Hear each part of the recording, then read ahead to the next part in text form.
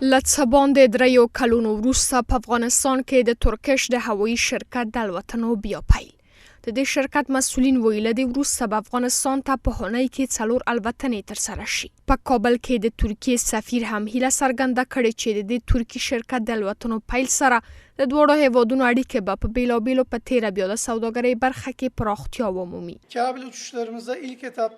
دمګړې له کابل څخه به په اونۍ کې 4 الوتنې ترسره کړو او د الوتنې کولای شي د دوړو هیوادونو ترمنځ د سوداګریزو اړیکو په پراختیا کې مهم رول ولري. د کابل له هوایي ډګر څخه د ترکیش ایرلاین الوتنو پیل نه یوازې د افغانستان او ترکیې د اړیکو د پیاوړتیا لپاره بلکې د دوړو هیوادونو ترمنځ د سوداګریزې راکړې ورکړې پیاوړتیا لپاره هم له ځانګړي ارزښت څخه برخمن دی.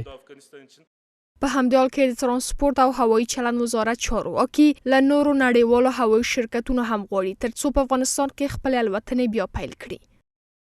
از کلی از اونا دعوت به عمل میاریم تا بیاین به پروازهای خود طبق سابق و یا کشورهایی که جدیداً بخواین به افغانستان پروازهای داشته باشن و رفت آمد داشته باشن.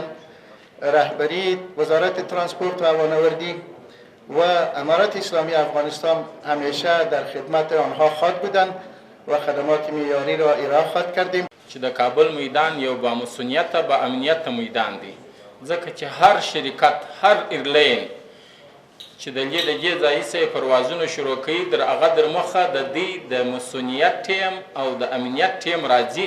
دا په داسې حال کې ده چې تیره اونۍ د فلای دوبۍ شرکت هم په افغانستان کې خپل الوتنې بیا پیل کړې. د ترانسپورت او هوایي چلند مسؤلینو هم ویل دي چې په افغانستان کې د ترانسپورتي معیاري چوپړتیا وړاندې کېدو ته ژمن دی.